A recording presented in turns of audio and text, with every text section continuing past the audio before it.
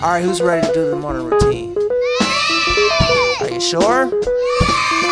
Money's a renewable resource. I am all the money I need. I am what it takes to be successful. It's all inside of me. I'm aligned with the divine because I am the divine. Yeah, I know I'm walking the fine line, but that's inside your mind. I ain't self-law and master, forecaster of my own fortune. That's why I speak with caution. Idle talk makes me nauseous. If it ain't about me and mine, we decline your invitation to bad vibes. I had my share of those in the past life. As for now, what's up, y'all? It's that time again for another episode of Columbus Black on Blast. It's time for you all to meet another mover, shaker, and creator right here in the capital city that's doing his thing. I have Mr. C. Sonny Martin with me today, and we're going to be talking about what he has going on and bringing it to you right here on Columbus Black on Blast. But before we get started, just like we always do, make sure you check out all of our episodes on ColumbusBlack.com. Visit the website, but while you're there, make sure you subscribe so you can get our weekly email, and that way we keep you posted on all the cool things happening right here in the capital city.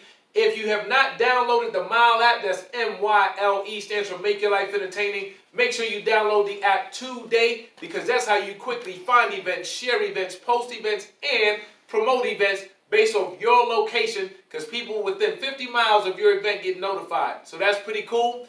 And a shout out to our sponsors. So we want to shout out Marlon Gary Chapel of Peace Funeral Home. We want to make sure we give them a shout out. Check out the video at the end of this episode, and you'll find out a little bit more about what they have going on. We want to highlight Capital Trans Academy. So that's Capital Trans Academy. That's how you can work on getting your CDL through their 4-week training program. So actually check them out at cta4cdl.com. That's how you find out about what they have going on, and they have some information sessions coming up in March, so make sure you check them out.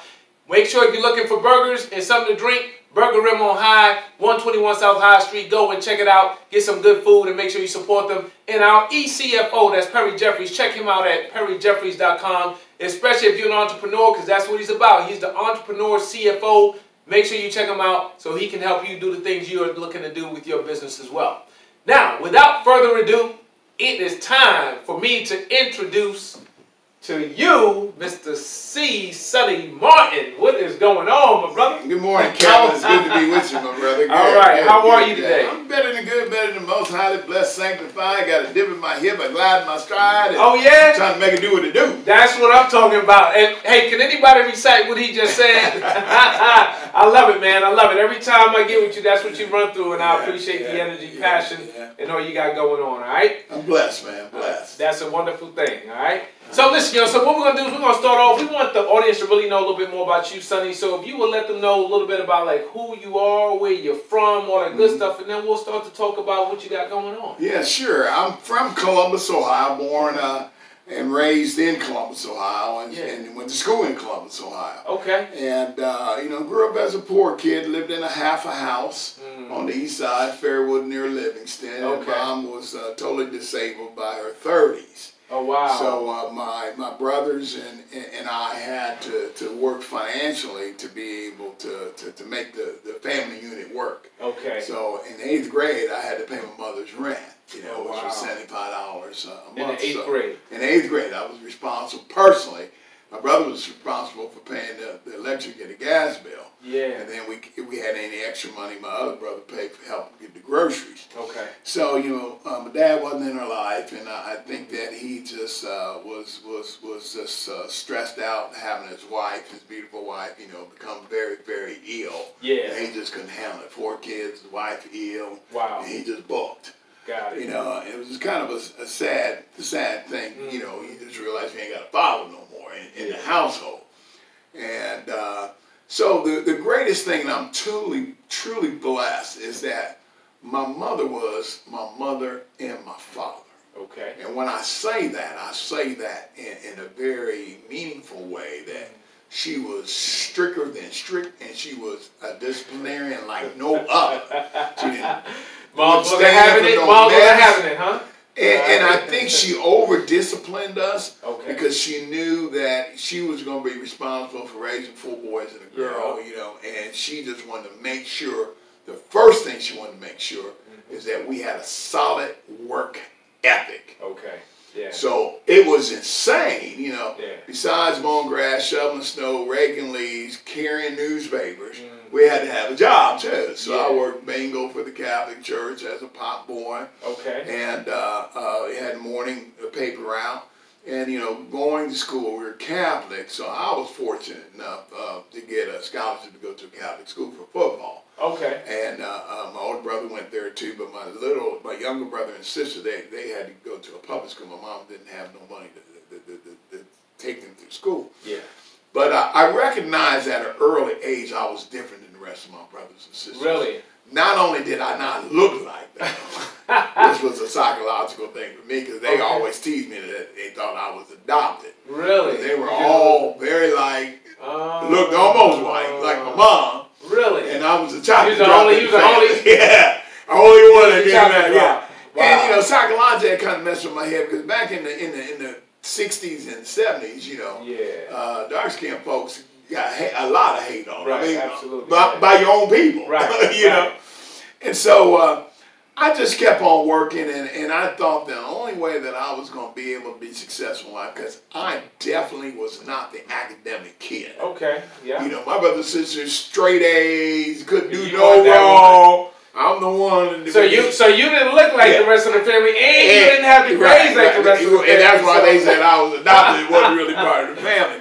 I had a hitch in my giddy up. I was a slow learner, and school was boring for me. Okay. You know, I loved, you know, football, basketball, and track. Yeah. And then I ended up quitting basketball and going into wrestling. My coach told me that would be better for me in college to take up wrestling. Okay. And I loved wrestling. Yeah. So I was an athlete. Yeah. So, you know, much like today, most young men that grew up in a single family home, they think oftentimes that athletics is going to be their ticket to ride. Yeah.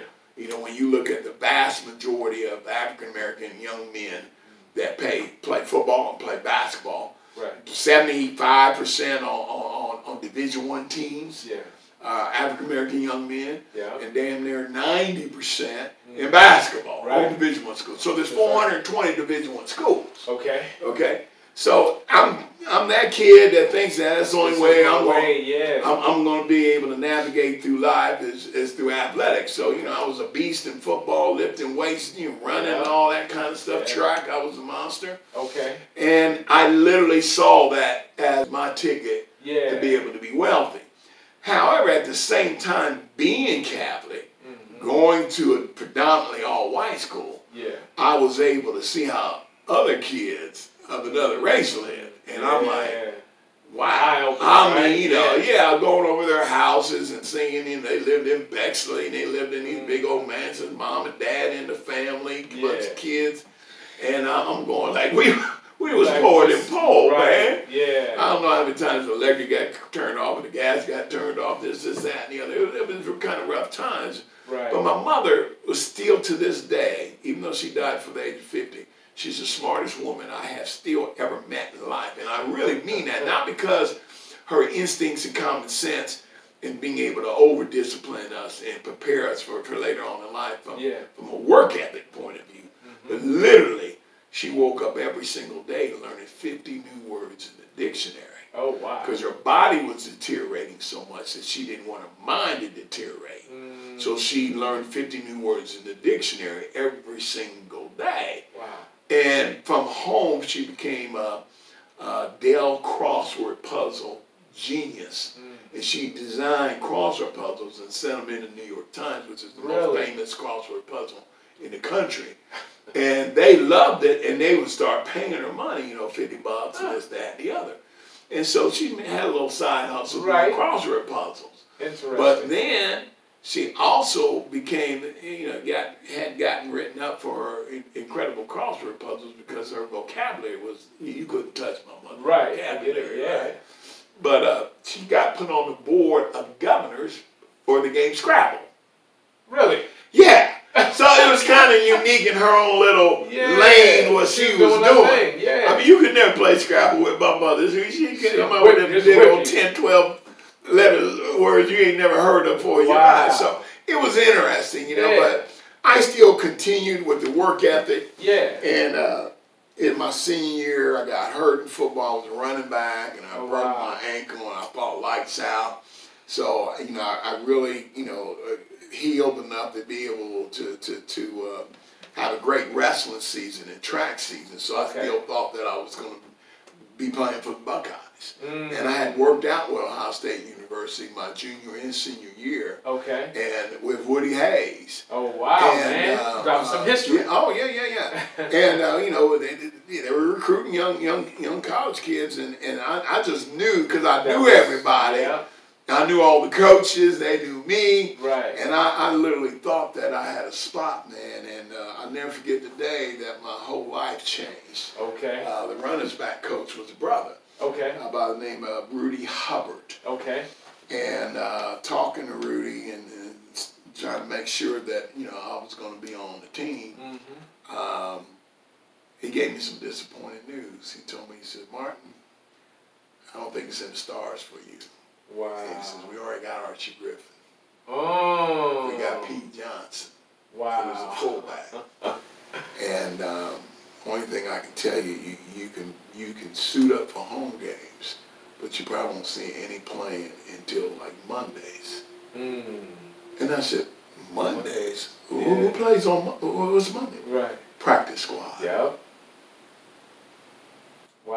And it was the most devastating thing up until 18 years of age I'd ever heard in my life. Because the times that I ran the stadium up and down all them stairs, all the weight room stuff I did. This was your dream. From this was your life. grade, I put so much into it, and I saw it coming to an end. And I was getting letters, you know, for scholarships, football scholarships, to schools I'd never heard of, Kalamazoo State, you know, all these other schools I'd never traveled around Ohio. I'd never heard of them. But I said, I ain't going to play for none of them, because that ain't never going to get me to the pros. I got to be with a big school. He's like, that ain't part of the process, right? And I was devastated. I never forget riding my bicycle home from Ohio Stadium, because back in those days, the track used to be in the stadium. Before they had opened up the Jesse Owens Stadium. The track was inside the stadium. And I rode my bicycle around that track after this practice that Rudy Hubbard told me that. And I couldn't stop the flow of tears all the way home, because I literally thought my life was over. And living in a half house, mother, you know, totally disabled. I wasn't an academic student at all. I literally had like a 1.9. And they kicked it up to 2 points just to be nice to me, to get me out of high school. And I had not really put a lot of work into the educational aspect of it. And I didn't know what I was going to do, man. And just like other brothers in the neighborhood, you know, at that time, you know, drugs were rampant, you know, crime was rampant. And I was just trying to decide that either I was going to be the best drug dealer ever lived, or the best bank robber ever lived. That's what my mind was. That's where your mind was, I was an angry black young child. And my mother knew that mentally something was wrong with me. I was going down a real dark path, and she knew that all that talking that she could do to me, it was not. It wasn't. I was going to be a gangster. You know, your mindset. You were a different world. I liked to fight anyway. You know, so I became an angry kid. And fortunately for me, my mom reached out to somebody at the Catholic Church, because we were Catholic. We went to Catholic Church. My mother was Catholic. And sent some guy over to talk to me. He was a pretty wealthy guy. And I had done work at his house during the summertime to earn some money, you know. He wasn't a good liberal, you know, white guys who wanted to help a brother out, underprivileged kid out, down to do work around the house and all that kind of stuff, and paid me more than he had to. But I knew him, and he was a cool guy. I liked him. And he came and talked to me. He says, "What are you going to do with your life?" I said, "I don't know, man. I really don't know. I don't know. I don't want to go to none of these other little small schools. I'm not interested in it. You know, I put all my eggs in one basket. It didn't work out." And he said something to me that broke through to me. He says, "You've got to learn how to take that same discipline you had as an athlete, that physical athleticism that you had as an athlete, and turn it into a mental athleticism. That's right. Yeah. A mental athleticism about becoming an expert at something. Mm-hmm. If you become an expert at something, yeah, people will pay you for your expertise, mm-hmm. and you'll be wealthier than most people. Yeah. If you decide to become an expert at something. Gotcha. You've got to figure out what it is you're going to become an expert at.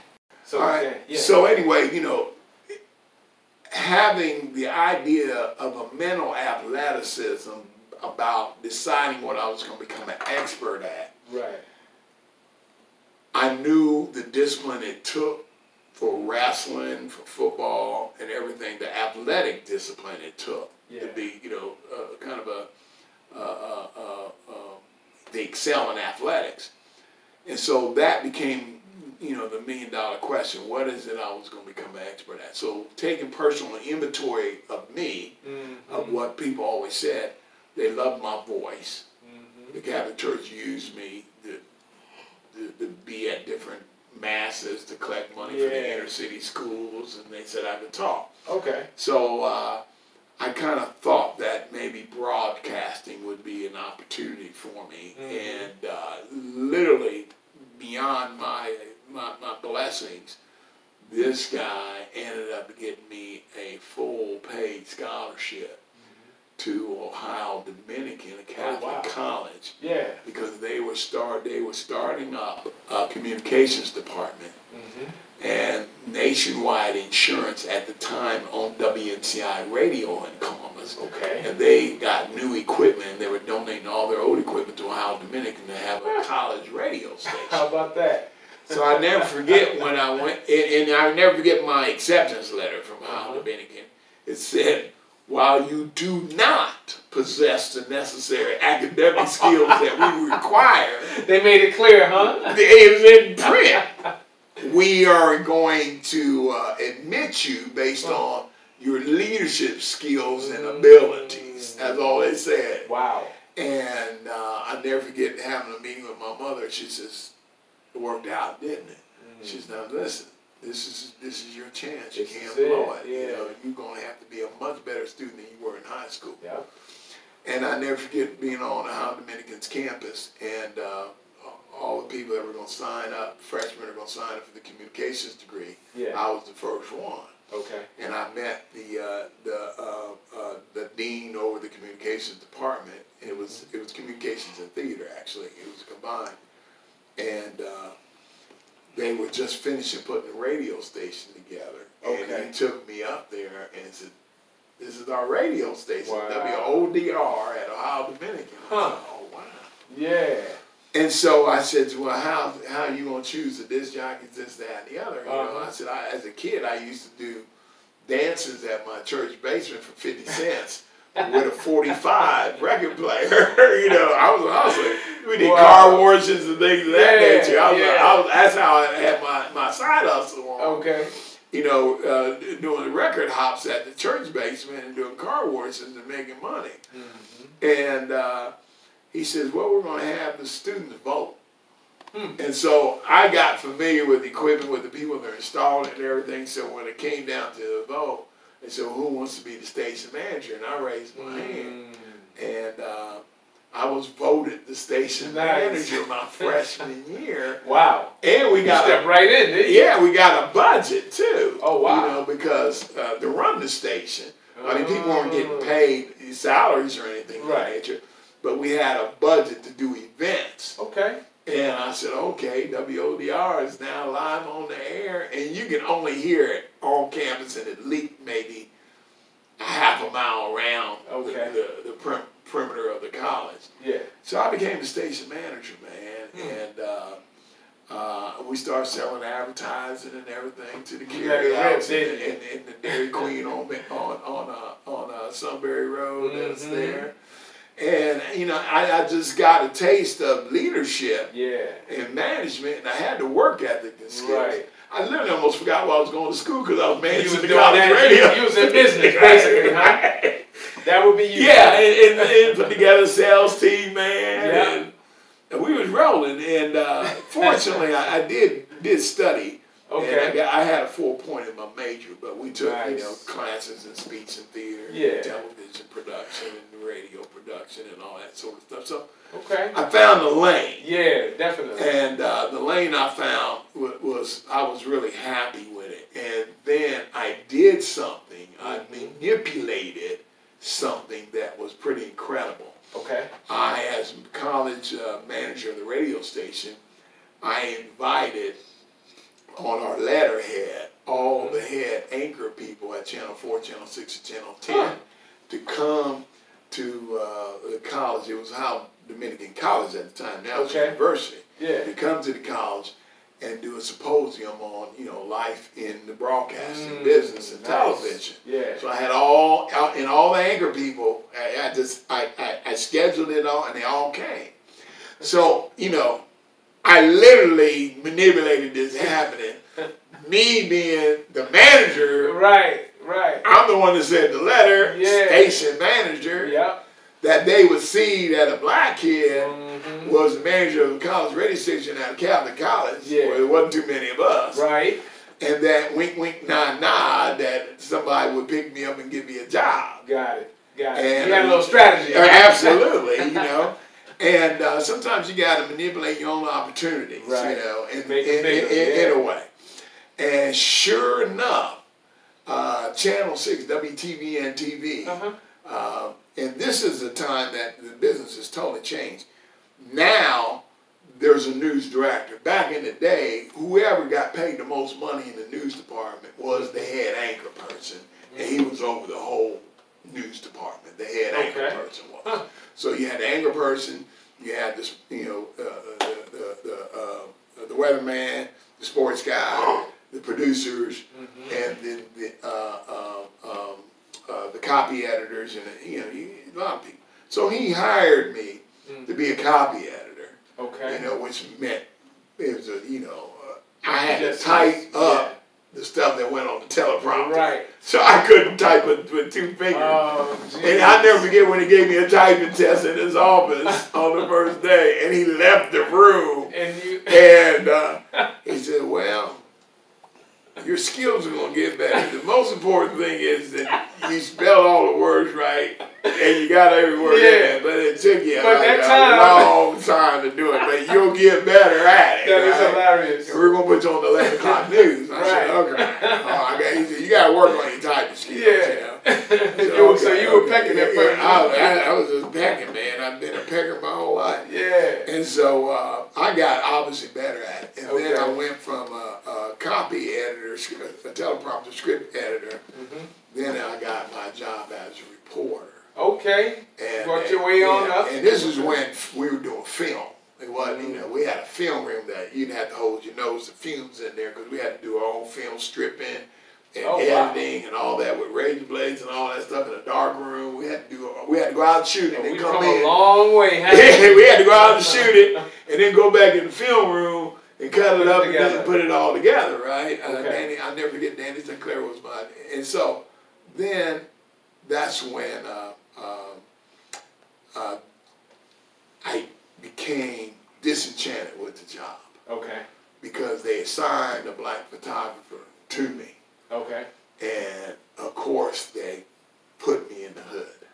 So it was my job to tell all the negative stories about the black community in Columbus, Ohio, with my buddy Danny Sinclair, the black. And I said, Danny, the only reason they put us in the Active 6 News car together as a team because white reporters don't want to go in the hood. Wow. So if you've been shot, stabbed, drug deal gone bad, house set on fire, murder, this, that, and we were right there. You were right there on the spot. We had the police scanner, the fire department scanner. And, you know, my name is Sonny with a U. And I always was very optimistic in life. And it just became trying and very negative to me. And then I started thinking, I said, you know, this is kind of a right-wing conspiracy. Okay. That we're going out telling all the negative stories in the black community. Yeah. We are a minority in Columbus, and we're responsible for bringing the footage back and then putting it on TV and going to everybody's household. Yeah. And so what's the images they see of us? That's right. Negative. Yeah.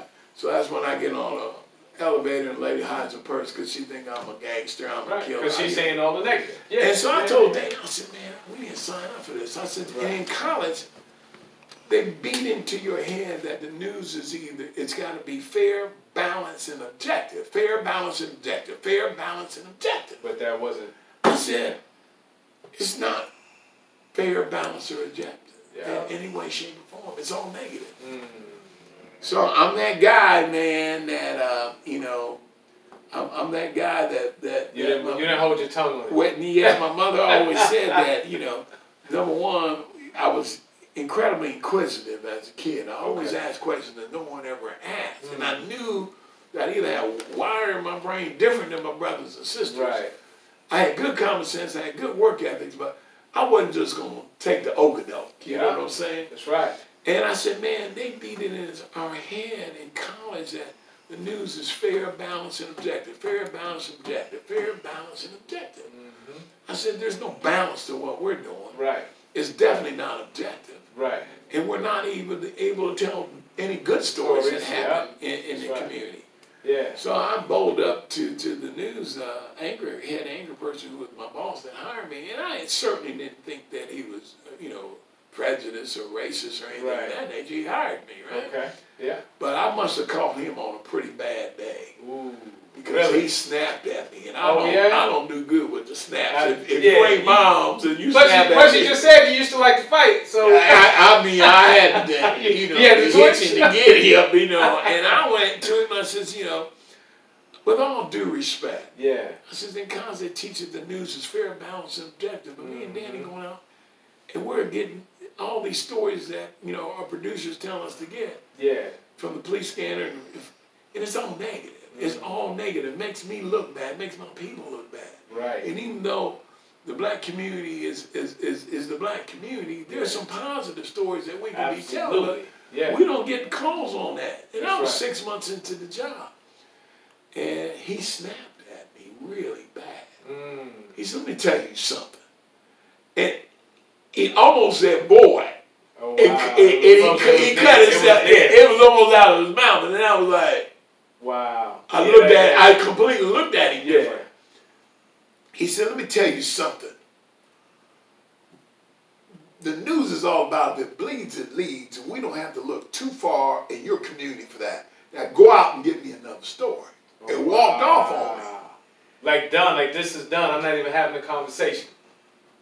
Wow. And I had never had him had that demeanor towards me. Yeah. And then my old soul self said, that's the kind of conversation that the plantation owner had with the Field brothers. Yeah. And tell them to do something. You just better do it. Yeah. And I'm going, no, he didn't talk to me like that. Right. He don't know. Right. You know, Daddy said, son, just let it go, man. Let it go. You know, play the steak and arrow. You know, he probably caught him at a bad time. I said, no, man, this dude snapped at me, man. Yeah. He almost said boy to me. Right. I ain't down with this because I'm thinking this is a conspiracy for sure. Right. Because you're seeing what's happening. So and I'm like, point. Somebody is paying the news. As advertised, that's what pays for the news is the commercial. That's right. And I said, somebody is writing a check to make sure the black community looks dysfunctional, it looks criminal, it looks, you know. I'm telling you, man, I bet this is a conspiracy. Yeah. And I ain't going to be a part of it no more. Right. I'm done. I ain't signed up for this. Yeah. You know, I went to a good college and they said the news should be fair, balanced, and objective. I said, I'm out. I'm done. Yeah. I'm done. I can't do this no more. I can't do it. Yeah. And, you know, Danny was older than me. He'd been in the television business a long time. He said, son, let it go, man. Get 24-hour rest on it, man. It's like sleep on it. He probably is in a bad mood. I mean, think about all the graduates coming out of college that was died to have the job that you got in television. You didn't even have to start as an intern. You got hired my junior year. And by the way, when I got hired full-time, I quit college. Oh. Because what are you going to college for? You know? So you left. I left. Well, actually, the truth be known, I hadn't taken a math course. And they told me that I needed to take a math course in order to be able to graduate. And I knew that was going to be a dead-end street because I had never taken algebra 1 and algebra 2, and every math course in Holland Dominican offered at the time, you had to have a prerequisite in algebra 1 and algebra 2, which I had never had in high school. So I knew, but I said, well, they made an exception to let me in. They'll probably make an exception to let me out. And they said, not. We're not. They said college is not like high school. We're not going to jeopardize our accreditation for you. Yeah, that's right. I said, but you let me in here knowing I didn't have those academic skills. Now, all the math courses at college require prerequisite in algebra 1 and algebra 2. I never take algebra 1. Well, you're going to have to get, somebody to counsel you with that, and then come back and take a math course before you ever graduate. And I said, I'm never going to let that piece of paper define who I am. And I'll never forget, not the dean, not my personal dean. He liked me a lot, but this nun who was the academic dean at college, she looked at me in my face and says, you're a Negro man. Without that degree, you'll be confined to manual labor jobs your entire life. Wow. She didn't even know that I'm already working at Channel 6. And I came back at her and I said, I'm already working at Channel 6 and I'm never going to let any piece of paper define who I am and what I can do in life. That's right. And I'm out of here, And so I had the job. So ended up the job didn't work out at Channel 6. I wrote my resignation that day.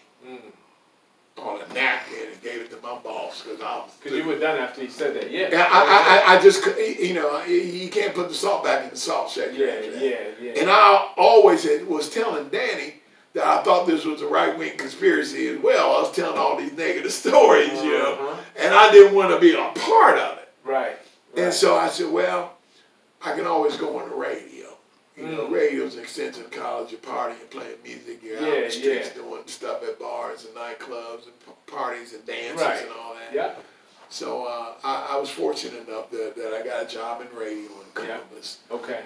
Worked at WNCI Radio, worked at the Black station, WBKO at the time. That's right, yep. And then I had another negative experience that happened there that just blew me away. Okay. Because growing up in Columbus, Ohio, my whole life, there was only one black radio station. Right. And I just automatically assumed that black people owned the black radio station. And I thought it was like on Long Street or Mount Vernon Avenue. My mom had the radio sitting on top of the fridge in Columbus for like 15, 16 years. Wow. And, all these iconic black celebrities, black, radio announcers that we always knew. But when I went to go interview for the job, I'm literally driving up and down Long Street and Mount Vernon Avenue looking for the radio station and stopping to ask people. And they said, oh. And then somebody said, oh, no, the black radio station, WBKO, is in Upper Arlington. I said, Upper Arlington? I said, must be a wealthy black man that owns like in Upper Arlington. That's why a brother could get pulled over for GP just driving through Bexley in Upper Arlington. Please, we'll just pull you over and ask you what you're doing up here. What business do you have up there? They literally. And I said, Upper Arlington. Some things haven't changed, unfortunately. Right. Go ahead, And lo and behold, when I found out that WBKO, the black radio station my parents had listened to, my mom had listened to, with Eddie Saunders with the gospel on Sunday, was in Upper Arlington. I went to the station and I said, oh my God. You couldn't believe it, Not only was it in Upper Arlington, it was on a pristine piece of land that was huge. It was just a radio station. There's a lot of land around. I'm like, And then I found out a white man on the black radio station. Shock, complete shock. It's like when you find out there really ain't no Santa Claus and there ain't no Easter Bunny. A white man owns a black radio station. And the only people black at the black radio station is the disc jockeys. Everybody else is white. Business. Reception is white. The salespeople is white. I think they have one brother that was a sales guy. Okay. And I'm like, in shock, complete shock. Oh my God. I just couldn't even fathom it, So I'm doing the duty and I'm looking and I never forget Casey Jones was the morning guy and Kirk Bishop, who were icons in the black community, was the afternoon guy. Okay. And my slot was 10 to 2. I got a job 10 to 2. Nice. And I'm that kind of guy that when master ain't looking, I'm getting the together, right? Is that what you do? And I'm like, hey, man, has anybody ever counted how much money this guy is making from owning this station? You know, I was a hustler. I was a worker. I know how to count money, right? And I'm going, and they said, no, you know, what's the matter? I said, well, we ain't getting paid really nothing. Right. You know, it's $200 a week, get nothing. But, you know, when you're working in full-time radio, you're only working 5-hour shifts. Got it. 5 days a week, so that's 25 hours a week. Okay. So, obviously, you got to make your money in the streets. Either cutting commercials for clients, doing sock-ups, parties, dances, and all that kind of. And I understood all that. Yeah. But it wasn't until I started tracking the commercials in my time slot, 10 to 2, Monday through Friday. And I almost had a count. Yeah, once the numbers added up. I almost had, I mean, I was, again, it was like one of the moments like, oh my God. Yeah. I'm doing between $12,000 and $15,000 a week. Just on your show. From 10 to 2. Yeah. And getting paid $200 a week. Even $200 a week. Yeah. I'm not even morning drive. I'm not even afternoon drive where the big money is. You're off peak. And so I tell, you know, Kirk Bishop and Keith, I call me, I said, man, you have any idea? I mean, we getting like crumbs, like slave crumbs. Yeah. And this man, who on the station don't even talk to us, he comes in, he got a door outside of his office where he parked his Cadillac at. He walk in the door in his office. He don't ever speak to us. We the hired help. Yeah. And he come in once a week or twice a week, count his money, walk right out the same door he came in, and it's all we don't never see him. I'm going, oh no, I am not the one. Sonny, just, you know, again, do you know how many people would love to have to be on the radio when you look at, you know, it don't matter. I mean, this is crazy. Right. This man making $10,000, $12,000, $15,000 a week, and made me $200. Okay. Okay, all right. So all that I'm going to chill. Yep. Bottom line is, I said I was going to wait till the ratings came out. The ratings come out every quarter, and my ratings came out, they were really good. And I had the best ratings anybody had in 5 years in that time slot. And I said, okay, that's it. Yep. I'm going and ask for a raise. Yeah. Do you know I had to wait 2 weeks Just to get on his calendar to be able to meet with my boss? Wow. And again, that was one of the defining moments that changed my life right there, because I walked into his office, you know, when 2 weeks came around, I had, you know, butterflies and stuff, my chest all swole up. Yep, stress, and anxiety. Yeah, as soon as I walked in, he had his little count glasses on, looking down. And the first thing he said, if you're asking for a raise, the answer is no. First thing. So it took 2 weeks, and then at 2 weeks, it's the first thing you heard. It's like he knew what I was going to ask him for. Yeah. You know, and the answer is no. Wow. And I said, Mr. So-and-so, with all due respect, have you seen the, he said, I saw the ratings. He said, young man, let me tell you something. I'm a businessman. He said, you see that file cabinet over there? You see that stack of paper on that file cabinet? Them is all resumes. Yeah. When you look at Kent State, you look at Ohio State, Kaplan University, the school you came from, Ohio Dominican University, the University of Cincinnati, all the colleges, there is nowhere near the amount of jobs for people in radio and television communications for them to work.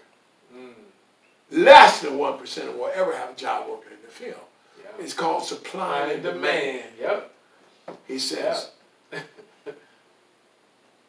I could close my eyes and go over that file cabinet and pull a resume out, and that person would probably love to do the job for free. And when you leave, there'll be another butt in that seat. Okay. He said, and the only reason I'll pay you on anything because the law says I have to. Wow. It was just the most coldest thing I ever heard in my life. It was just chill. It was just a hard thing to swallow. And he said, let me tell you something. I'm a businessman. My job as a businessman is make as much revenue, keep my expenses as little as possible, so my profit is really big. That's what a businessman is in business to do. Wow. Wow. I couldn't say nothing. I had no comeback. I couldn't say nothing at all. He was like in shock. And I said to myself two things. When when he said the answer would be no for a raise. Yeah. He says, your job is to take this platform that you have and make your money in the streets. You should be able to double or triple the amount of money in the streets you're making from just being on the radio. Okay. Doing dances, sock ups, cutting commercials for clients, getting Right. customers to come on and advertise, and you charging them a talent fee for doing it. That's how you make your money. Okay. I still wasn't feeling it, man. He making way too much money. He was like, but this don't make sense. He's like, I get profit, but man. Yeah, it was insane. So bottom line is, Casey Jones said to me, I told you not to go in there. Did he fire you? I said, no. I said, I tell you what, though. Yeah. He gave me a crash course in business. In college, I had never taken a business course. He taught me about supply and demand. Yep. And he taught me about a business. About profits. And if you have a business, there's only three things you need to be concerned about. The revenue, the expenses, and the profit. There you go. And that was 1, 2, and 3. I hope y'all heard that. Business. Gross revenue coming in, expenses, and the rest is profit. Right. That's right. The higher the gross revenue, the lower the expenses, the greater the profit. That's right. And supply and demand, It's important. have a product or a service that's in a tremendous demand. That's right. And you are one that can feel the demand. And I said, oh my God Almighty. So my brain was going, it was just frying. I was like, okay, not only am I going to leave this job, right. I'm going to wait. I'm going to wait till I get 3 gigs set up on the side. Where I'm disc jockeying a dancer, college fraternity, sorority deal, and I'm out of here. Okay. So you had a plan. Yeah. So I was able, Columbus State was my first customer. I started a company called Sonny's Mobile Music. Okay. And Columbus State hired me to play records at an event for 3 hours, and it was $175 for 3 hours. And I said, oh, this is it. Yeah, that was pretty good money back then, too.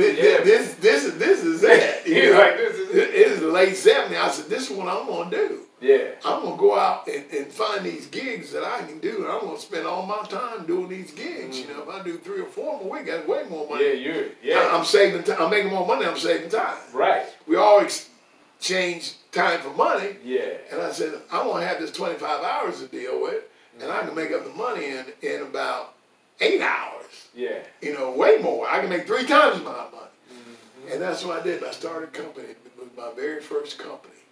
And it became enormously successful, but it was the luck of the time period. I was in the right place at the right time. Okay. Disco had just started. Oh, man. And so all the nightclubs were changing over from live bands to DJs. Oh, man. So I was fortunate enough to get a banker in my corner. Okay. And then I had some Italian guys that owned all the pinball and game machine. Yeah. They said, do not sell the equipment to the nightclubs. Lease it to them and then make them hire you disc jockeys. That way the club owner, when he's going to open a club, he doesn't have to make the capital investment in the sound and lights. Right. And you're providing that service, and then you just lease it. Yeah. You got to make sure, as fast as clubs come and go, that you're going to be in there long enough to be able to pay the loan off. Okay.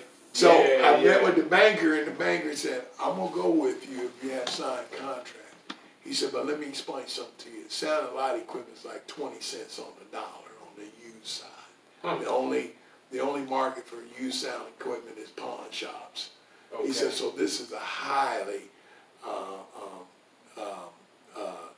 challenging investment. Okay. So what I'm going to do for you, as you bring me in these leases, I am going to take the money for the payment out of your deposit.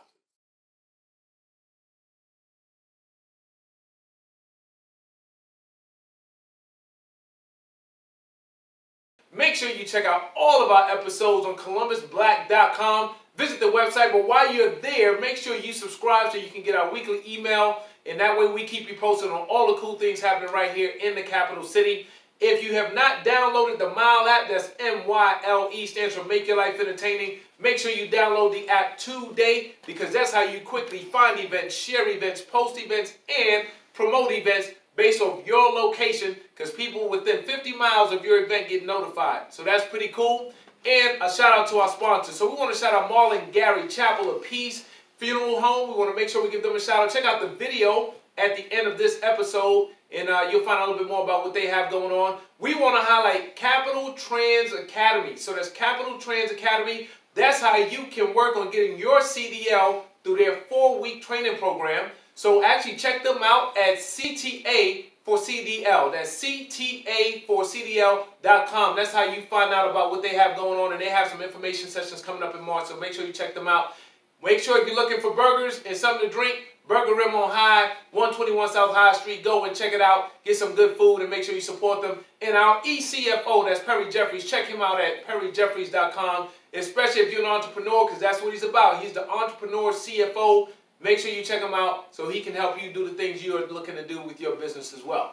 Cause I am the divine, yeah, I know I'm walking the fine line, but that's inside your mind. I ain't self-law and master, forecaster of my own fortune, that's why I speak with caution. Idle talk makes me nauseous. If it ain't about me and mine, we decline your invitation to bad vibes. I had my share of those in the past life. Ask for not act right, say it loud. I am the greatest. Tell yourself I am the greatest. Like you mean it. I am the greatest. Act like you know. I am limitless with the melanin in my system. I can happy and do whatever I want. I'm never a victim. This is my kingdom. Educate myself on how the laws are flawed. Detach myself from straw. Withdraw all claims made in my name. Commence the life that I foresaw. Live out my days just like a king. Leverage my ace, not blackjack. More royal, more loyal.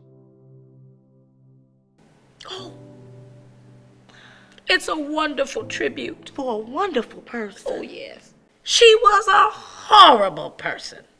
She was so kind and giving. Although she borrowed my cookware and never returned it. Everything is so lovely here. She looks so beautiful. My God, how did they make her look so good? Mother. Oh, I was just admiring all the beautiful work that you do here. See, that's why I would not let my family take me to anywhere else but Marlon Gary Funeral Home, Chapel of Peace. That's right. That's It's right. mighty fine. Mighty fine. Incredible. Yes. Marlon Gary Funeral Home, Chapel of Peace. On your way to heaven, stop by here.